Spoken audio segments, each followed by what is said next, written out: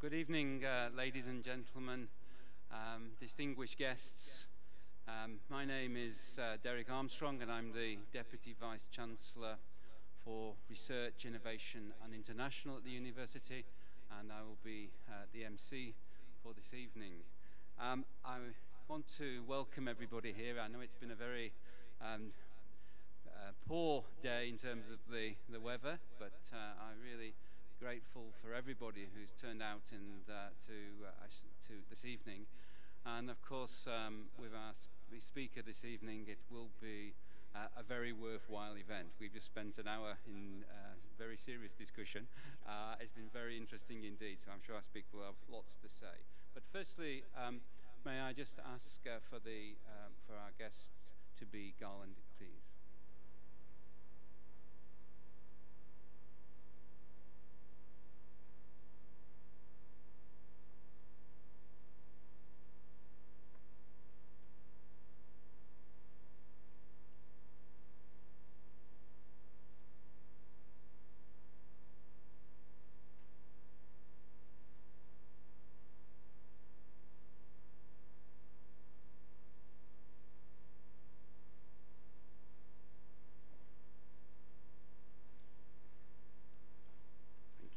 Indeed.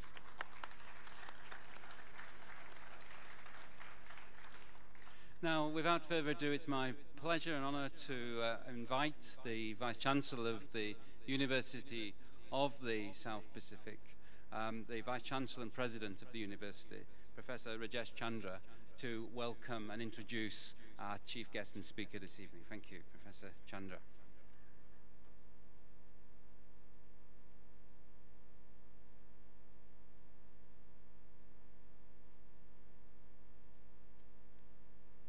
Thank you very much, Professor Armstrong.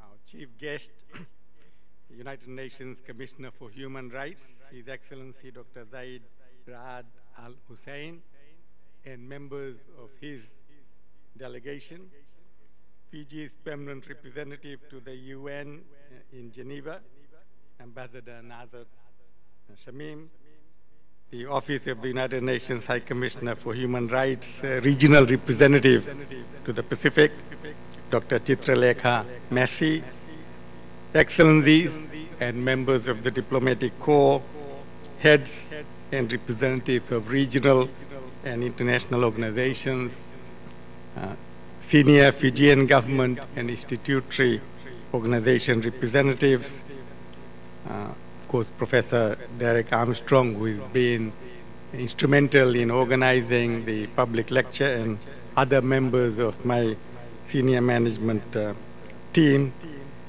staff and students, members of the media, ladies and gentlemen.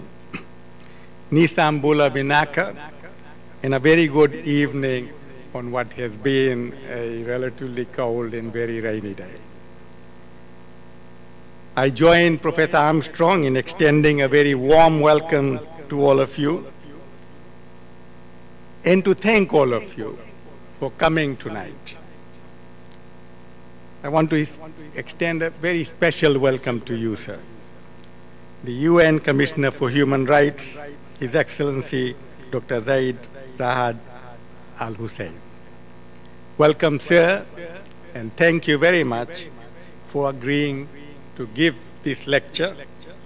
And as you can see, there is considerable interest in human rights.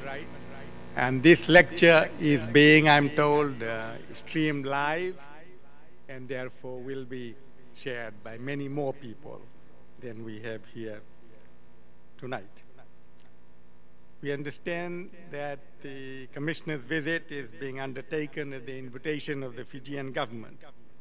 And this is the first visit to Fiji and the Pacific by any human rights UN Commissioner. And we had that discussion for an hour, and it is very clear that this is a very timely visit. A number of very important things are happening in the Pacific.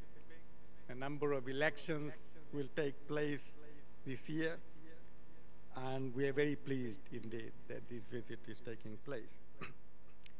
As a university, USP is very committed to promoting human rights. The equality of all of our staff and students is actually enshrined in the Royal Charter and statutes that govern the university. Beyond itself, the university is also very actively working with relevant UN agencies, development partners, and fellow crop agencies to provide teaching, research, and engagement broadly relating to human rights. We have been offering, for instance, a diploma in leadership, governance, and human rights that was established in 2013 in collaboration with the Pacific Community. And there is ongoing collaboration with the crop agencies as well as with UN agencies. We have found that the enrollment in human rights courses is quite strong. And this testifies to a real need for courses and programs in human rights. We hope that through our efforts, we are joining others in helping and facilitating a collective effort to create a culture of human rights, particularly one that holds governments accountable to their people.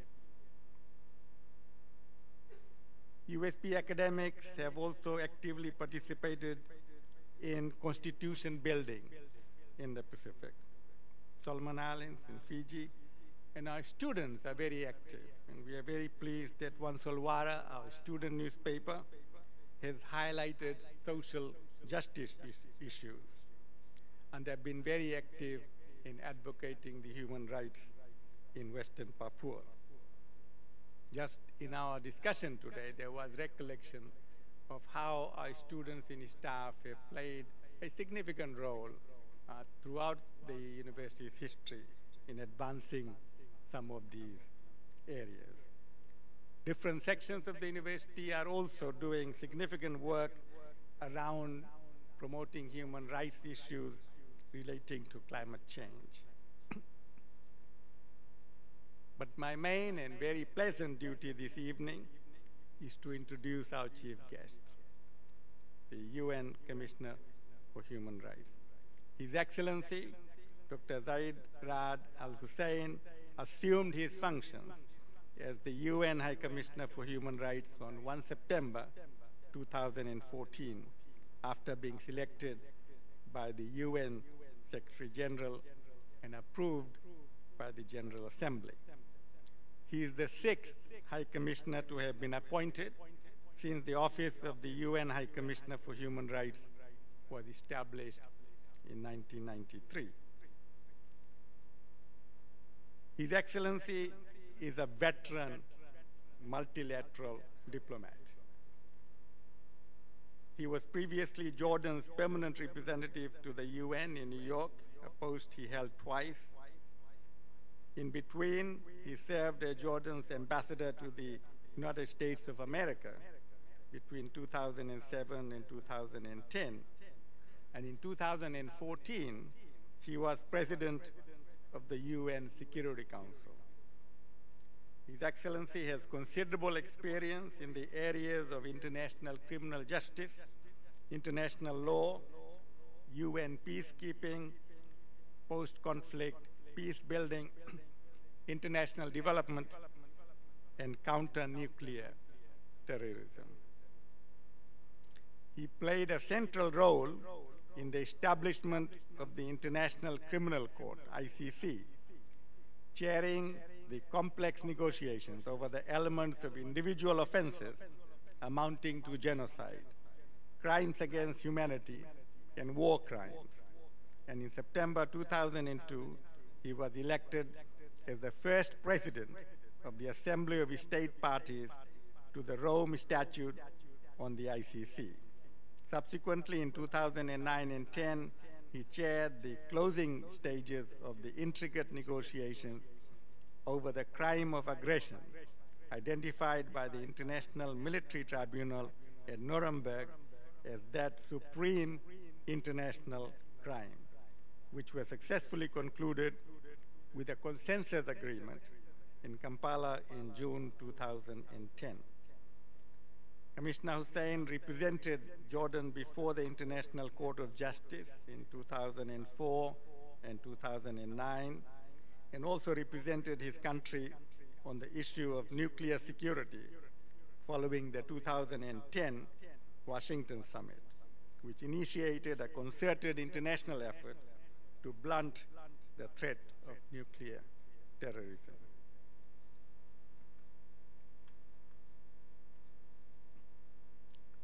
His Excellency also has extensive knowledge of peacekeeping. He served as a political affairs officer in UNPROFOR in the former Yugoslavia from 1994 to 96. In 2004, following allegations of widespread abuse by UN peacekeepers, the then Secretary General Kofi Annan appointed him as advisor to the Secretary General on sexual exploitation and abuse. His report, produced in 2005, provided for the first time a comprehensive strategy for the elimination of sexual exploitation and abuse in UN peacekeeping operations.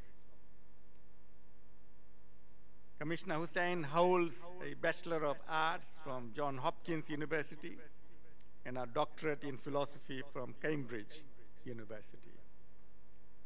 Excellencies, ladies and gentlemen, it is now my very great honor and privilege to request our chief guest, the UN Commissioner for Human Rights, His Excellency Dr. Zeid Ra'ad Al Hussein, to address all of us.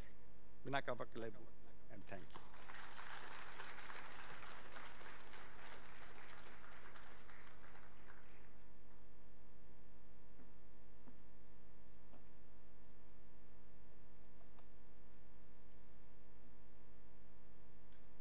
Distinguished Vice Chancellor, members of the faculty, students, on a day like this, an evening like this, a Saturday, after a week hard at work, you should ordinarily be resting, spending your time with your families. I can't tell you how grateful I am to the weather for being so filthy outside that you felt that you should come and listen to me speak this evening, and I'm grateful to you. My greetings to all of you here in Fiji and in the Cook Islands, Kiribati, Marshall Islands, Nauru, Niue, Samoa, Solomon Islands, Tokelau, Tonga, Tuvalu, and Vanuatu, across the 12 campuses of this vast and impressive university. Allow me first to thank you for inviting me today. We are beginning the 70th commemorative year of the Universal Declaration of Human Rights, and it is a real pleasure to begin it here with the people of the South Pacific. It is also the 50th anniversary year of this university, and I'm glad to have this opportunity to discuss with you, as representatives of your generation, about how I think we can best approach some of the challenges your countries and communities face. The world is growing darker in many ways, but it doesn't have to, of course. With the long-standing efforts of many Pacific nations, a global plan has been laid out, the United Nations Framework Convention on Climate Change, to mitigate and diminish climate change. With the Sustainable Development Agenda, we have a clear map to end extreme hunger and poverty in the world, and there is real hope for more inclusive and more sustainably prosperous societies. However, we are also seeing an advance of short-sighted nationalism. Countries somehow believing conflicts between them will not matter. Increasingly, world leaders are turning away from multilateral solutions, away from the pursuit of the common interests we all have as members of humanity. The sea is rising and the world is growing more turbulent. There will be hard challenges for your generation, or these would be hard challenges for your generation to face. Climate change is an inescapable reality. It has exacerbated the extreme weather events which have battered many Pacific islands in recent years, causing loss of life and damage to livelihoods on an unprecedented scale. The impact of Winston remains enormous here in Fiji, as well as in Tonga and Niue. In your lifetimes, you will face the risk of losing habitable land and homes, the salinization of freshwater resources or sources, and other climate-related risks that can drive massive displacement. Rising sea levels threaten the very existence of some islands and nations where extraordinarily resilient cultures are in peril. Pacific Island countries have had almost no involvement in generating climate change. They did not contribute significantly to the process of industrialization which it created. The Pacific Islands add no more than 0.03% to global greenhouse gas emissions. Your future then depends on action taken by other states, states with jurisdiction or control over major fossil fuel polluters. Under international human rights law, all states have an obligation to cooperate with one another and take measures to ensure the rights of all are protected. These obligations of international cooperation and assistance are particularly important in the context of climate change. So, if this is not clear to you before, let me emphasize this here. International human rights law will be key to solving the existential challenges of this region, as Pacific Island states have clearly recognized in advocating for high ambition and inclusion of human rights in the UNFCCC negotiations. Indeed, the Pacific Islands stand out as a zone where the authorities' overall approach to human rights laws and principles is markedly positive. Although there may be some outstanding, or many outstanding human rights challenges, I want first to herald some recent advances. Many states have now ratified core international human rights treaties, particularly the conventions on the rights of the child and the rights of persons with disabilities, and Fiji recently abolished the death penalty. In many states, there have been significant legal reforms, including to improve respect for the rights of persons with disabilities and to end torture and ill treatment of people in detention. In Fiji, Nauru, Samoa, and Vanuatu, work is underway to train judges in human rights law and train police forces to respect human rights. I'm particularly glad to observe a growing openness across the region to the voices of civil society, whose contributions, even where they are critical, are essential to every healthy society. Here, I think, lies great hope. It is essential that everyone in society, including youth, feel engaged, feel they have a stake and a voice in the common good. Genuinely sustainable development with the best possible governance will also be essential. Every member of society needs to be educated, engaged, and able to contribute. And leaving no one behind is the core of the Sustainable Development Agenda. And what that means is upholding everyone's rights, because economies and societies that are inclusive and participative, and where government is accountable, can better withstand shocks. And because whether it is on the basis of sex, ethnicity, sexual orientation, political opinion, religious belief, or any other supposedly defining characteristic, discrimination and human rights violations are responsible for deep injustice which harms individuals and communities. Allow me then to say to you that I am alarmed by the discrimination and violence which are suffered by so many women across this region. In several states, women lack equal property rights and their rights to customary land is curtailed.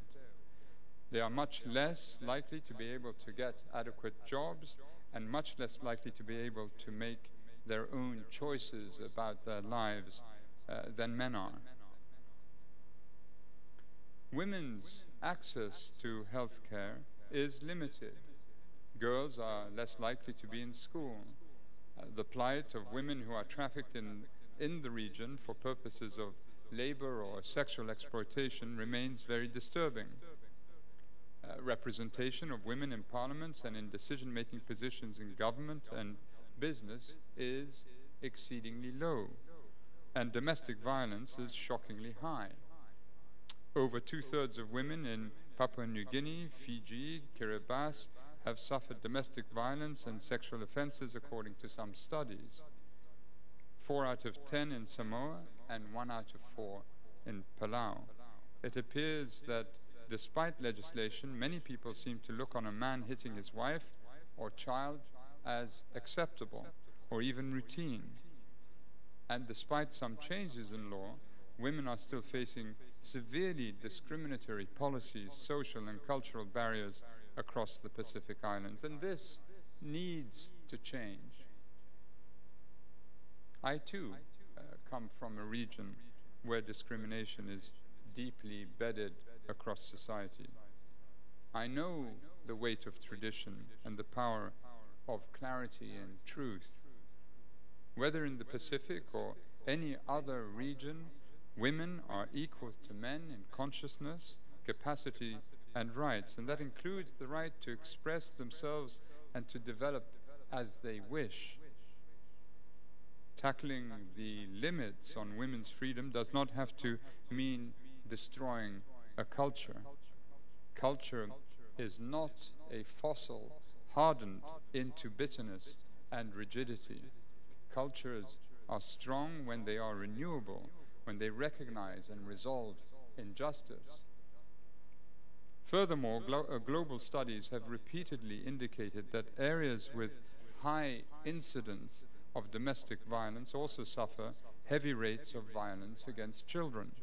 And I'm concerned that there is no accurate region-wide data, but it appears that violence against children, as well as corporal punishment, could also be very high.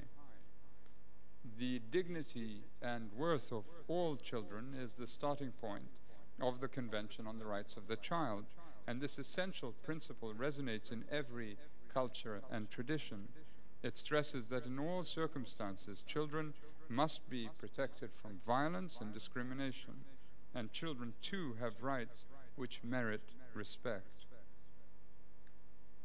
On the rights of LGBTI people, I am glad to note that in recent years, 7 Pacific Island states have decriminalized same-sex relationships. In several states, laws are also being introduced to counter discrimination against LGBTI people in employment and education. However, Cook Islands, Kiribati, Papua New Guinea, Samoa, Solomon Islands, Tonga, and Tuvalu still criminalize consenting relationships between adults of the same sex, a fundamental human rights violation. And violence and abuse targeting LGBTI persons occurs on a regular basis in most Pacific Island countries. In particular, and this fact appears to be largely absent from national conversations about human rights, lesbian, bisexual, and transgender women suffer stigma and multiple forms of violence and discrimination. For those in detention, the situation is particularly acute. I take this opportunity to encourage civil society actors to extend their work on LGBTI issues and other supposedly sensitive topics, such as the rights of prisoners. I also encourage far stronger national structures to support work on human rights across this region. Today, 2 countries, Fiji and Samoa, have established national human rights institutions. Samoa has gained a status as fully independent and compliant with the Paris Principles. I'm also informed that Tuvalu, as well as the Cook Islands, are making significant progress in this area. I strongly encourage all other Pacific Island countries to move swiftly to establish fully effective and independent national human rights institutions. Why? Because human rights values will build a better future. The Universal Declaration of Human Rights is a distillation of the lessons of preceding generations. It draws on experience of every kind of disaster that humanity can face: the exploitation of colonialism, atomic destruction, the horrors of genocide, and global conflict. It is a statement of the fundamental truth of human equality, drawing on visions from many cultures of what it means to be human, and its guidance is completely practical and pragmatic. It lists the ways to build societies where there is greater justice and greater participation, more equal economic and social rights, more respect for the individual, for the rights of the individual, and less discrimination. The 30 articles of the Universal Declaration of Human Rights inform and strengthen better policies, whether on the international or national stage. They comprise measures that are pragmatic and practical, which make development policies more effective. They build justice, combat extremism and despair. Human rights matter at any time, of course, because people will always matter, and upholding their rights and sustaining their well-being is what government is for. But these laws and principles are especially vital in times of crisis, when the future is anxious and it seems that options are narrowing. It is then that core values, the lessons of history, can deeply guide us to the right course, no matter how stormy the water or how dark the sky. This is the essence of who we are as human beings. I was recently reminded of a lovely and wise poem by Dr. Kamei Helu Thaman. These islands, the sky, the surrounding sea, the trees, the birds, and all that are free, the misty rain, the surging river, pools by the blowholes, a hidden flower, have their own thinking. They are different frames of mind that cannot fit into a small, selfish world. There is so much that is precious in the traditions and cultures of the Pacific Islands. Frames of mind that can expand this selfish world and teach us better approaches. In this university, with its extraordinarily broad footprint and the distinctive contributions of so many ways of thinking, respect for diversity is built in. You know the value of human rights, the value of equality and non-discrimination. You and your generation have a great deal to contribute in the search for solutions. My office will do whatever we can to assist you to stand up for justice nationally and on the international stage. We will endeavor to assist in slowing climate change and preventing its worst impacts, to help end poverty and abuses and promote equality, fundamental freedoms, and access to equal opportunities and goods, we can assist in advocating and monitoring meaningful implementation, working with government officials and civil society, including youth groups.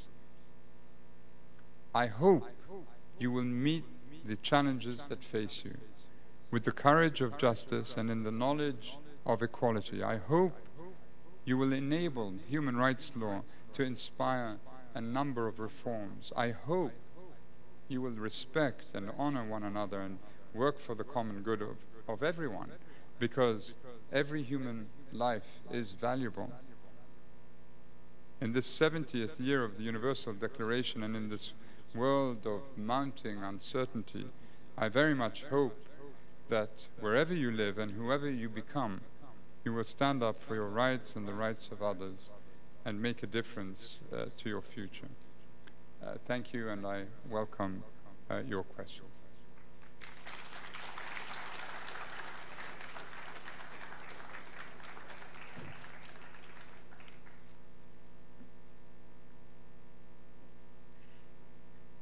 Your Excellency, thank you for such a stimulating, challenging, but important contribution tonight. I know we have here many people from the university, from staff and students. We have many people here from different organizations, bodies here in Fiji, and indeed regional organizations. It has attracted a very diverse and interested group of people to listen to you tonight, and I'm sure I can say nobody in the room will be disappointed, but I am also sure that there will be many people who wish to ask questions and to take and explore some of these issues in this wide-ranging talk tonight further. So may I invite questions? I think we've got some microphones, I hope so, around the room. So if you can, just by show of hands, and if you can also give your name and where appropriate, an organization, that will just provide a context here for your question. Thank you very much. So can we have questions from the floor? Just raise your hand and the microphone will come to you. I'll be happy to answer the easy one.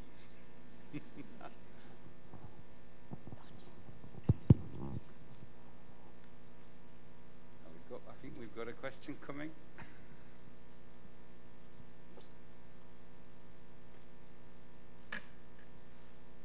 I must say, I know a lot of people in this audience, and they are not as shy as this normally. So we have a question over there, please. Thank you. All right, I'll make a start.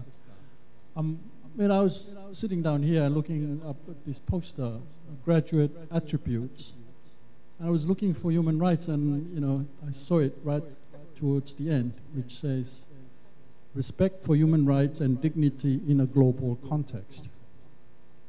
Well, I'm not sure what that means. So, High Commissioner, what do you think of that as an attribute for a graduate in the Pacific? Respect for human rights and dignity in a global context. Well, it's, of course, absolutely true. It's the case.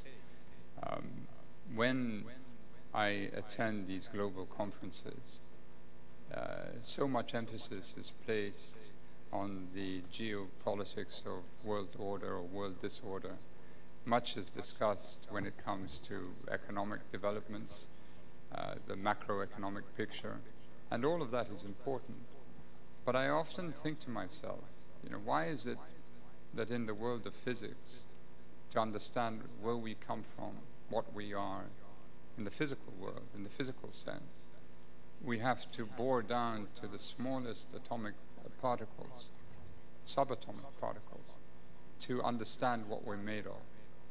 And yet in this other world, in this world of social organization or disorganization, we sort of are content with stopping at strategic issues, competing for scarce resources, when really if you want to bore down to the issue, you go to the individual agent, the individual person, and then the legal rights attached thereto.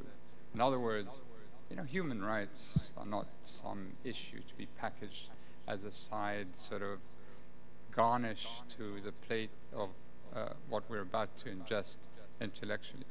The more you look at this, the more you practice in the world, and I have done that, the more you realize that human rights is actually at the complete core of everything that we discuss. And think about it. When people say this is a sensitive issue, what do they mean? They mean it's generally connected to human rights. In other words, it's so important that we can discuss everything else, geopolitical issues we can discuss, but we can't discuss rights and name countries and say you're not doing your job as you should be doing. No? I mean, it's quite extraordinary.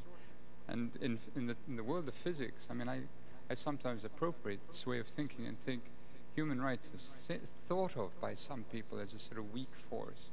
This, you know, that we're all sort of tree huggers and that we all have long hair and we don't wash and, you know. But so that may be true. But we are also the strong gravitational force.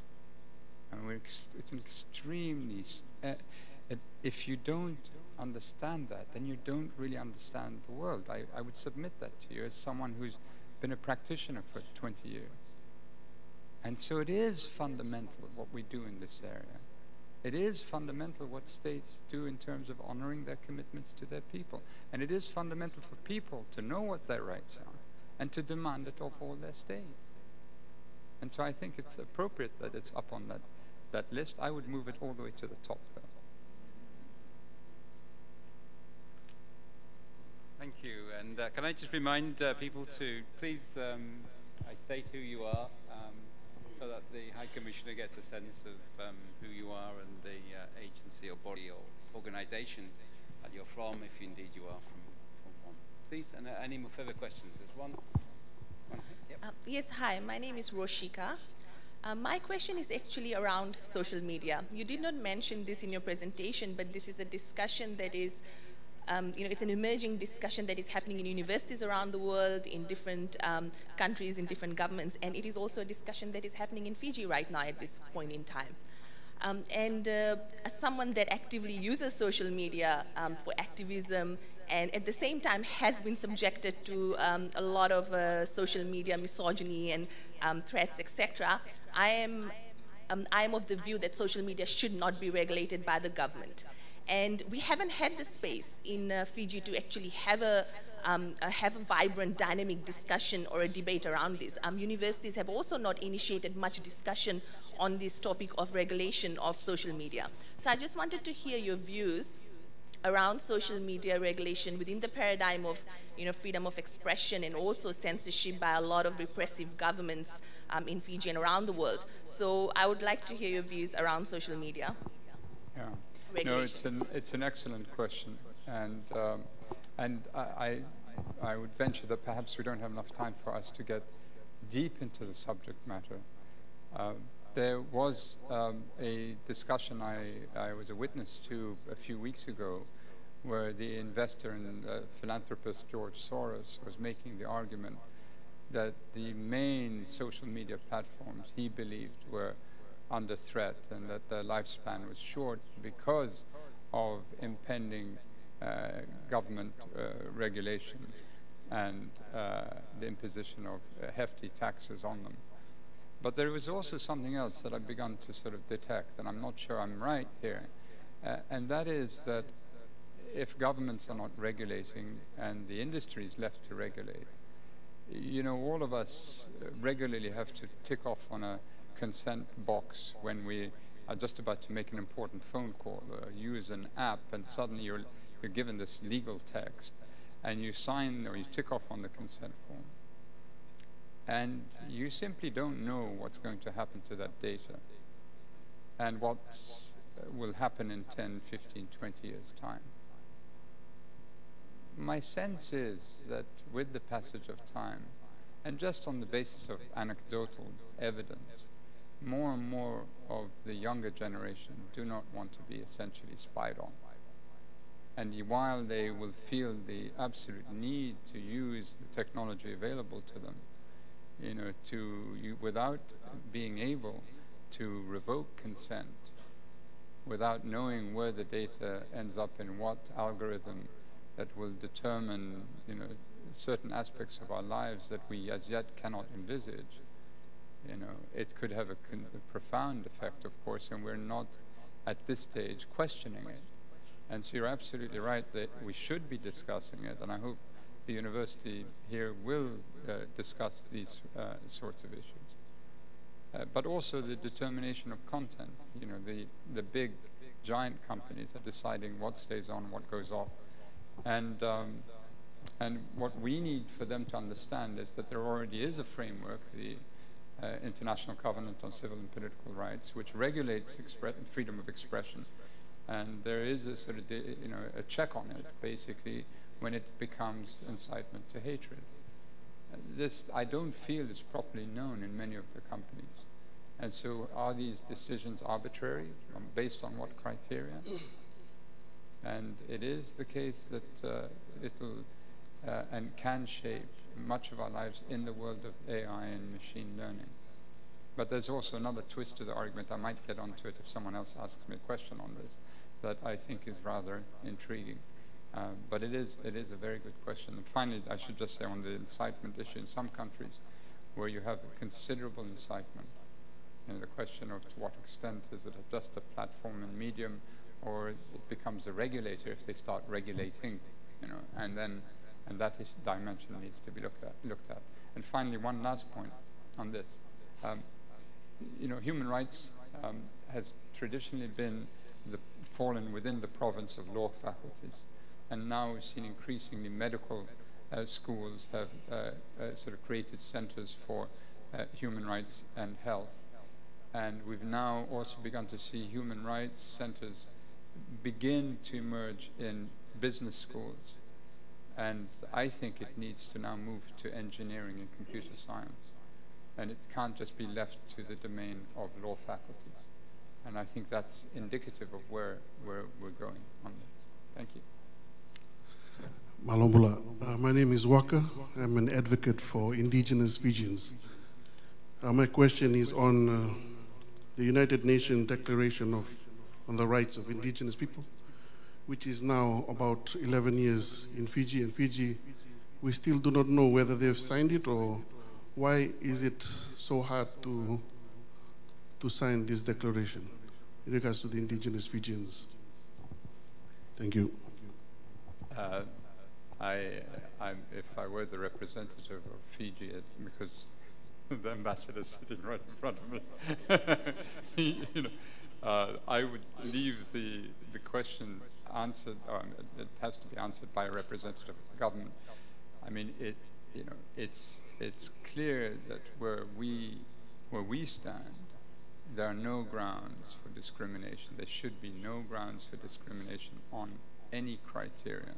If you look at the Article 2 of the International Covenant on Civil and Political Rights, it's very clear where the international standard is, and where there should be an obligation attendant upon all states were they to accede to the covenant. But we believe there should be no grounds for discrimination on any basis. And really, one cannot have it one way and then not another. I'll give you a simple example. We can't make an argument for ending discrimination with one category of people who are vulnerable if that category is also prone to discriminating within itself, against people or on another sort of vector. States have obligations and they have to respect the international standard, but also peoples themselves. We all must question, all of us inside ourselves, why is it we quickly jump to, a conclusion when we meet someone, and should we not always be questioning our own sort of inclinations deeply rooted within us? And I think human rights defenders are more prone to be thinking like that, and that's how we all need to think.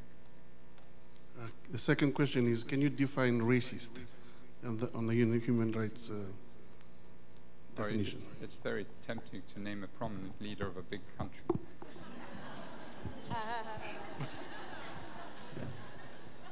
And I've already done that once, and so maybe I shouldn't do it again.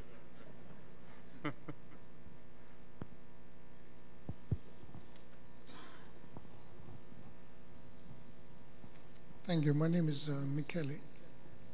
Now, I don't represent any organization, but as an individual and an indigenous Fijian, I would like to ask, from the point of your discussion on cultural diversification,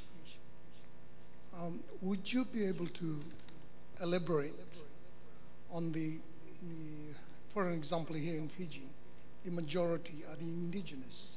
Why is it that the indigenous have been targeted as for their culture to be taken out, and even language not to be used, even in the Hindi language, to be used in parliament? Secondly, on the prisoners that you highlighted, there has been torture here in Fiji, and even to the in prison they have been stripped naked. Is that by law, is that correct? Thank you. They're both good questions that I won't be able to answer today and this evening, simply because today I had very productive meetings with civil society, with the UN family, and I'll begin the two national commissions on legal aid and human rights and anti-discrimination. I begin my discussions with the government on Monday, and only once I've raised various issues with the government and heard their views do I feel I'm in a place to comment on all these issues. So I have to listen to the senior authorities and leaders of this country first.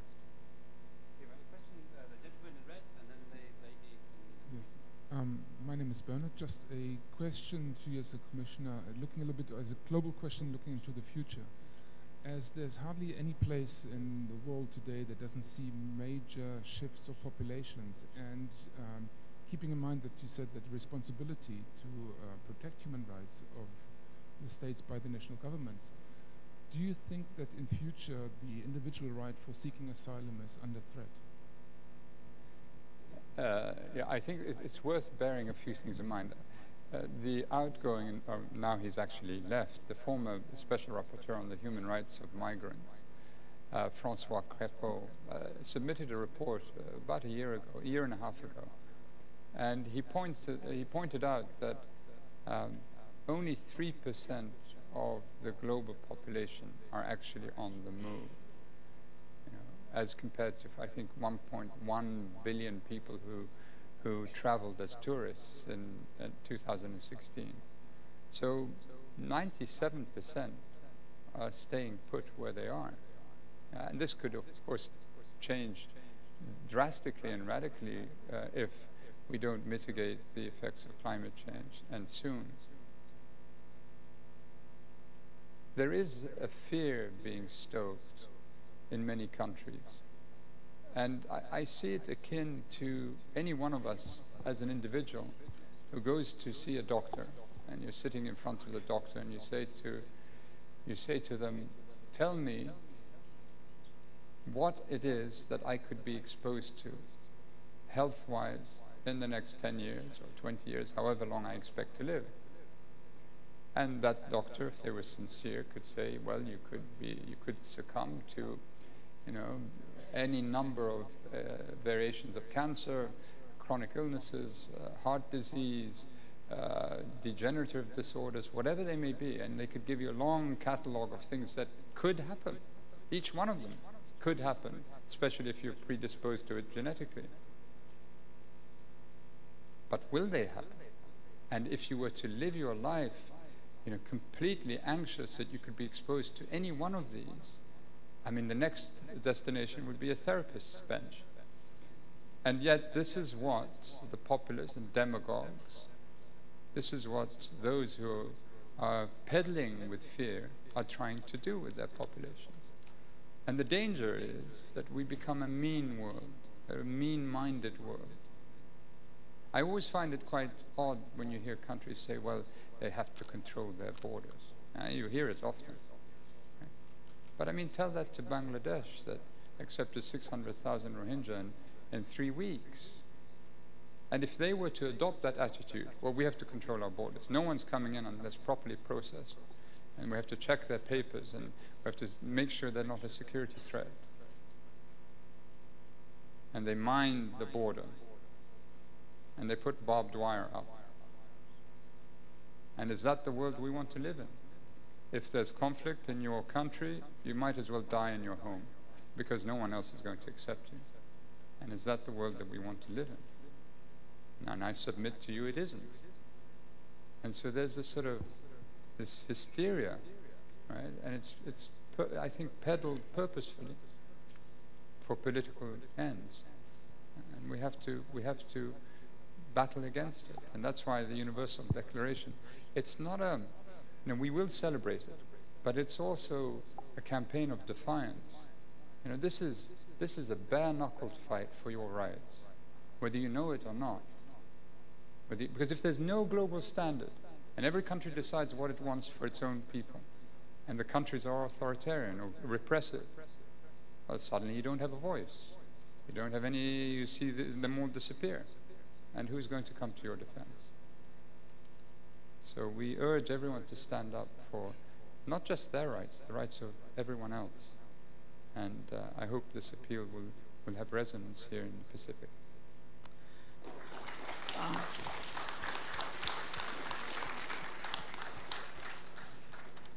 Thank you.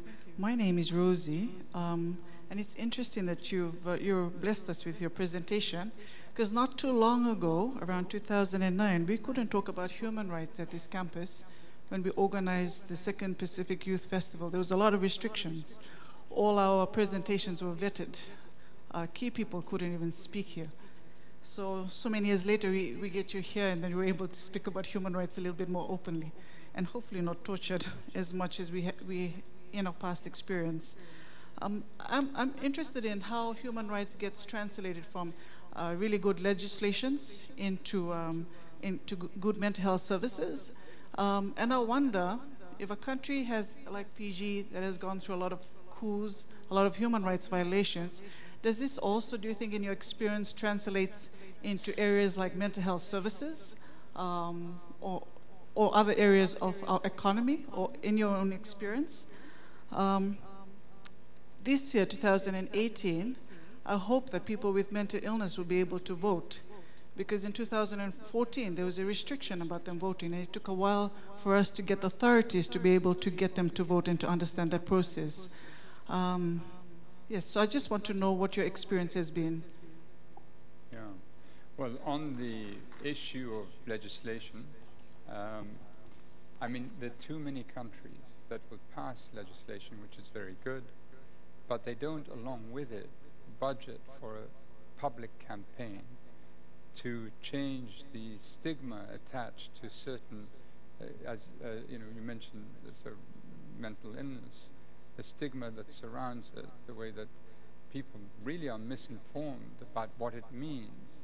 And likewise, you don't find budgets appropriated to ensure that all the regulations are changed, and then there's funding for the very steps needed to ensure that it has and takes root in local communities, in villages and towns. Most countries are not good at this. What tends to happen is that the frustration just builds, because people hear about national assemblies and parliaments passing all these laws, and then year in, year out, they see no change. And they think, well, why are they doing this? I mean, we're being hoodwinked. And so governments need to be more attentive to that. And we often see excellent legislation passed, but then the accompanying monies and effort required to ensure that a public campaign is launched, and then monies is put behind the implementation, is often where we don't see the improvement. On Fiji specifically, this is another one of these areas where I'd have to wait until I have my discussion with the government officials before I know what the feeling is from the side of the government, and I can talk about it. We probably have time for one more question. We're due to finish today, so one more question. Thank you. My name's Lorraine. I work at the Pacific Island Forum Secretariat. I'm very interested in your perspective on regional human rights mechanisms. You mentioned in your speech that there's increasing establishment of national human rights mechanisms, which is a very positive development in the region. But both within the region and from the broader international community, there's often the criticism that there's an absence of regional human rights mechanisms in the Pacific. And I'd be interested to know from you your views about effective human rights mechanisms at the regional level from other regions. Yeah. Thanks. Well, I'm a huge fan of the Inter-American system, the Inter-American Commission on Human Rights and the Inter-American Court on Human Rights. And I think they play an absolutely key role. And we reinforce their work, they reinforce our work. And I think they're indispensable, really, in shedding light on the various issues of that particular region. Highly competent, highly effective, in my opinion. Likewise, I mean, you have, for instance, the European Convention on Human Rights and the court in Strasbourg. And all too often, you know, politicians, for their limited sort of political ends, will, you know, trivialize the decisions of the European Court on Human Rights, when in actual fact it fulfills a very important role.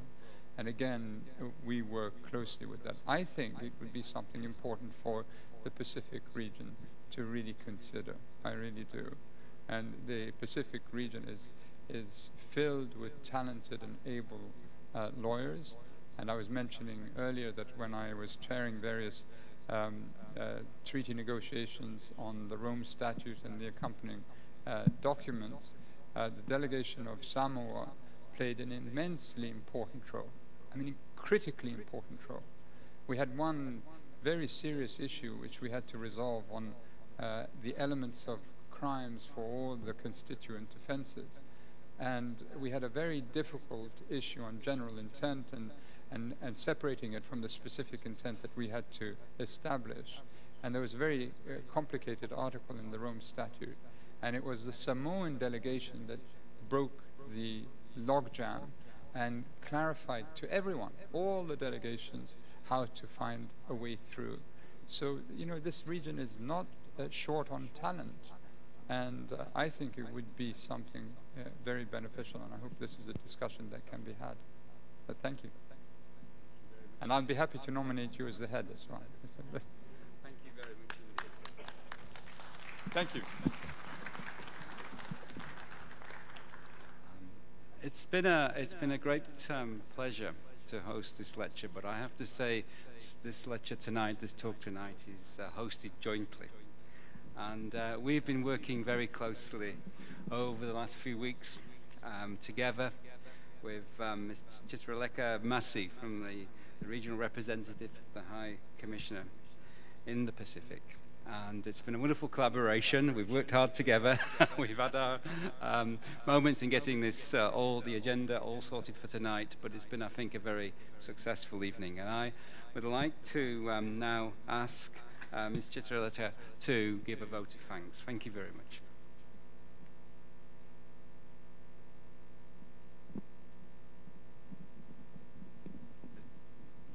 I want to stand next to you to make sure you're nice to me.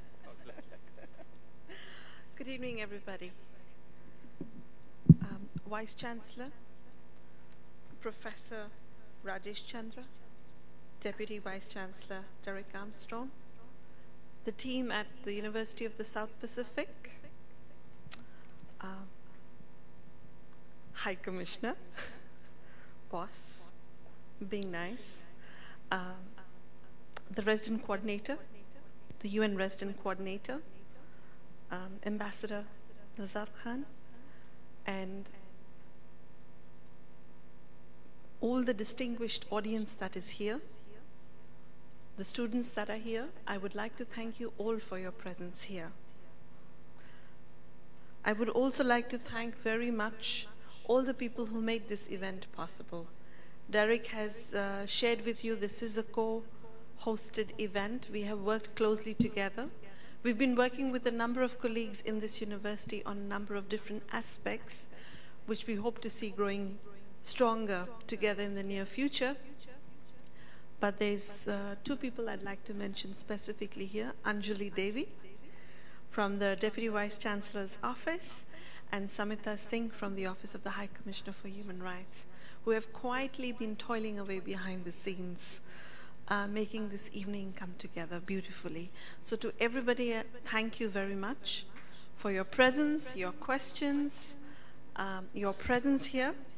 And I also want to say that this is the first time we've had a major event such as this that we have co-organized together with the University of the South Pacific. I hope this is certainly not the last, and that we will work together in the near future, and that this collaboration will grow from strength to strength, reaching out to young people. A lot of young people in this audience, so I can say people your age, on issues of common interest to both the university and the Office of the High Commissioner for Human Rights. And I want to end by saying and sharing that the one thing that is of common interest to all of us, and if it isn't, it should be, as the High Commissioner has pointed out very eloquently, human rights matter for everybody. And earlier in the day he said it's synonymous with the act of breathing. And I'd like to remind you all and just say that one of the common areas of interest would be to stand up for human rights, take action for stronger respect, greater freedoms, and more compassion for everybody. And with that, I would like to thank you all very much for your presence and invite you all to partake of the light refreshments that are waiting outside. Thank you very much.